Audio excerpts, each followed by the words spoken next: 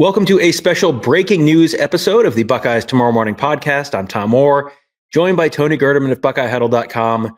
Tony, it is transfer portal season. We did the Gabe Powers has entered the transfer portal show about 24 hours ago, right on the nose.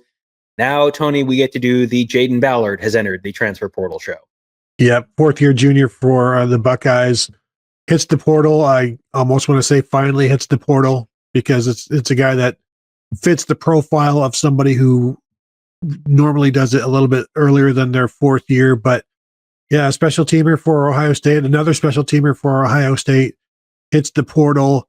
And now you've got guys that get to all move up one spot in the receiver pool. It doesn't mean they get to play this year, but they move up one spot.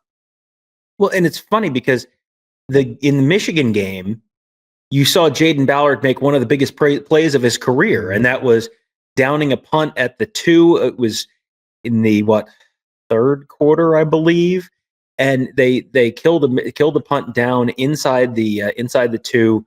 Huge play during that game, and it was kind of, you saw him and it was kind of like, oh yeah, Jaden Ballard. Haven't thought about him for a little while. He had 2 catches this year for the Buckeyes. He had 2 catches, 18 yards this season. 0 catches last year. Played a bunch. Played 12 games in his sophomore season in 2022, played 12 games in his junior season in 2023, 7 games this year, but only 2 catches, 18 yards. You go back to when he was coming out of high school, and probably unfairly, I will raise my hand and say probably unfairly, as a Massillon wide receiver who was a speedy guy who went down the field and caught a lot of touchdowns in high school, and I think wore the same number perhaps as Devin Smith. You know, he got sort of tagged with the, hey, is this guy the next Devin Smith? He came out of high school ranked higher in his recruiting class than Marvin Harrison Jr. was, which is, you look back on that now and it's like, oh boy.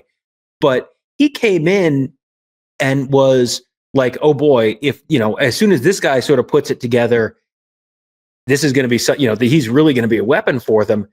And then it was just sort of every year around spring ball, it's like, well, we'll see what Jaden Ballard does this spring. And then it was just kind of like, it was Groundhog Day. You kind of had the same conversation at the beginning of each spring. And then you left the spring and went, well, he's probably behind some other guys. And then lather, rinse, repeat. Yeah. And redshirted as a true freshman, played his 4 games.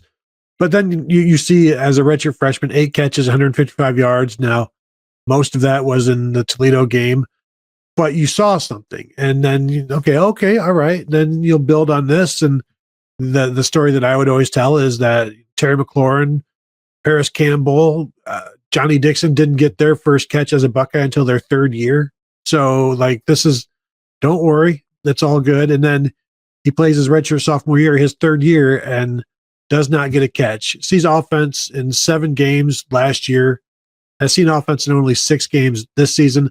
Hasn't seen an offensive snap since those 2 plays against Penn State where Brandon Innes scored, and they had Jayden Ballard and Bryson Rogers and Brandon Innes, all 3 of the backups in the game for a couple of plays. That was the only time he saw offense in since the Iowa game. Mm-hmm. So. This has been, I'd say, a long time coming for somebody who has athletic ability. He's a fantastic basketball player, very fast, arguably the fastest player on the team. Just never really came together in terms of all of, I guess, the consistencies that you need to have, the fundamentals, the precision that you can be trusted on breaking your route at this yard marker, this speed, clearing out this angle, and just the I don't know if it's the spatial, it's the field awareness, the hands there, I guess a number of reasons, and you could just never put it together. Continually being recruited over just because of the Brian Hartline recruiting. Although I would say he was a class of 2021 guy. The class of 2022 hasn't moved over anybody. So there were opportunities for him to get in there, but we saw Carnell Tate last year move ahead of him as a true sophomore. Brandon Innes, or as a true freshman last year, and Brandon Innes has gotten in there as well. And even Bryson Rogers playing more than Jaden Ballard this season. So there's been writing on the wall for a while. And I was surprised that he came back this year after not catching a pass last year. And so 2 passes, 2 receptions over 2 years. This feels like a smart move for him, even though Ohio State's going to be losing Emeka Egbuka, but he has to be looking at things saying it probably doesn't matter. Right. You're losing Emeka Egbuka, but who are you sliding into the slot there? I will take Brandon Inniss and you can take the field. And Ballard's really more of an outside receiver anyway. So you still have Jeremiah Smith, you still have Carnell Tate, and Brian Hartline continues to stack good wide receiver classes. You got Quincy Porter coming in this year. I mean, this is another talented class coming in this year. And you mentioned Bryson Rogers. Bryson Rogers has been sort of on track to get a little bit more playing time. Jaden Ballard seems like almost the prototypical guy who he can probably just out-athlete people at a lower level. I don't know if he's going to Cincinnati and just like running past people, but if if Jaden Ballard goes to, he's from Massillon, if he goes somewhere, say somewhere in the state and plays in the MAC. Toledo. Go to Toledo, go to Ohio University, go to Miami. Like you can probably just straight up out-athlete people. He's going to return. If he goes, somewhere in the MAC, he's returning a kickoff or a punt for a touchdown next year. Like no question. They have run him back there as a punt returner a bunch over the last couple of years. If you're good enough to be back there for Ohio State, you are certainly good enough to be back there at a lower level. So you figure the productivity probably going to go through the roof for him at a lower level. And, there are a lot of receivers who have come into the Ohio State wide receiver room and not been able to crack the rotation, because that is probably the single most talented room on the team outside of maybe the safety room this year, maybe. But I mean, that is a deep, very, very talented room. A lot of future first rounders there. You can be a very good player and not be able to crack that rotation. That to me feels like kind of what happened to him. It just, he was an incredible athlete. You could just out-athlete people at the high school level. That doesn't really work at Ohio State, given everyone else who's in there.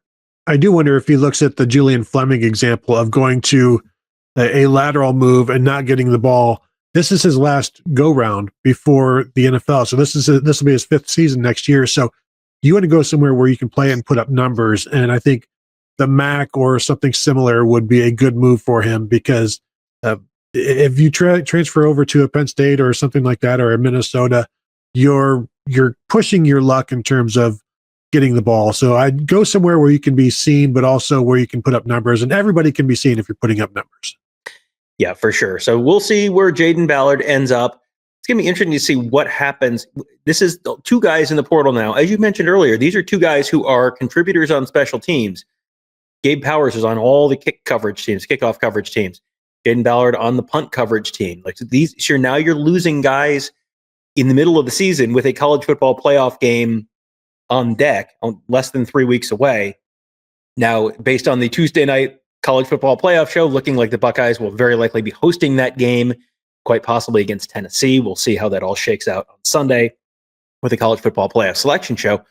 But that's a big game. That is, you are 4 games right now from winning the national championship. I know everyone in Columbus is all angry and upset, but the Buckeyes are 4 games away from winning the national championship. And now you've got to shuffle some guys around on the coverage units. You wonder, okay, is this it? Are these the 2 contributors that you're going to lose? Or could there be other people heading out the door? You're probably not losing a starting player between now and the playoff, but you start losing guys off of those special teams units, that could be something that makes an impact. And, you get the sense this is probably not going to be the last guy, because I'm sure people are wondering why would you transfer now? Well, the portal window closes, and then it's going to reopen for 5 days after after your team's season ends in the postseason. But there are going to be a lot of spots that are already taken by that point, because there's a lot of guys who are not on college football playoff teams who are going in the portal right now. Rosters are going to start filling up. And this is the point where, yeah, I'm sure these guys would love to play in the playoff and love to have a shot at winning a national championship, but you're also kind of looking at a business decision. And if you've only got 1 year left, well, you got to make a business decision. 100%. It's a business now. I'm not sure if people are aware. That's yes, big if true. So also big if true, it would help us quite a bit if you hit the thumbs up on this video. Make sure you're subscribed to our YouTube channel as well. Going to guess this will not be the last breaking news podcast we do on a Buckeye entering the transfer portal. Going to be a lot of transfer portal news, both in and out this offseason for the Ohio State Buckeyes. Make sure you are subscribed to our YouTube channel. Make sure you're subscribed as well at BuckeyeHuddle.com. That's where Tony, Kevin, and I cover the team. Mark covers recruiting. Got our whole team of X's and O's gurus there to make you a smarter football fan, all at BuckeyeHuddle.com. That'll do it for today. Thank you guys all for joining us. Have a great day. We'll talk to you tomorrow.